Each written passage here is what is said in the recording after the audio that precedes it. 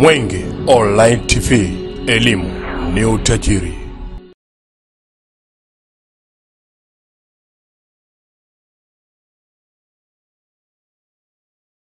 Tupo hapa tunaona waandamanaji barabarani wanapita, tukajua labda ni waandamanaji ambao wanapita.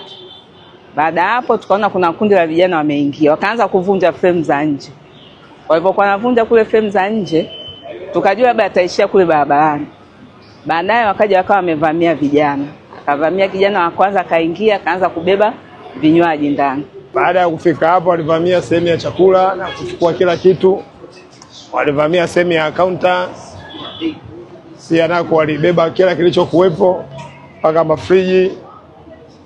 Walibeba TV zote kama unavyoona, wanaacha mapengo wazi. Hii ni sehemu ya chakula pia, walibeba kila kitu.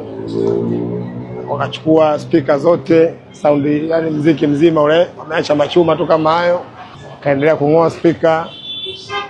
Pale kuna hizi mashine za kamari pia wakavunja. Wakavunja, wakatoa pesa zote. Hapa ni sehemu ya system sound. Walingoa kila kitu, wakaondoka nacho. Pale kuna taa, wamengoa zote, wameondoka nazo. Hii ni counter sasa. Hii ni counter yetu. Counter kubwa ambao walichukua kila kilichokuwepo.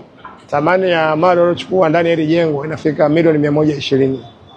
Kiwa sound system, music, taa za disco light, TV zilikuwa kama 15. Hili tukio la kihalifu kwa sababu sikuona kama kuna waandamanaji, kwa sababu nimeona ni matukio ya kihalifu tu ambayo yaliendelea kila sehemu na kila pembe ya mji.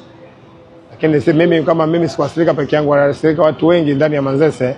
Lakini kila tukiona sura tunaona ni mapanga, visu, majambia, natishwa na masululu ambayo yamechomwa msumari chuma kwa chuma, yanang'oa, yanavunja makufuli.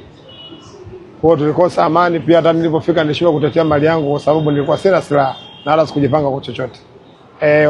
Amani ilitoweka na watu hawajawahi kuona vitu kama hivi vya maandamano yanayoandamana na wahalifu. Imeniathiri sana kiuchumi kwa sababu riziki zangu nazipata sehemu kama hii. Hasa kwa kipindi kama hiki, uelewe kama hivi sasa hivi naanzia wapi, nitaishi vipi, na mimi na majukumu ya kifamilia. Mwenge Online TV, elimu ni utajiri.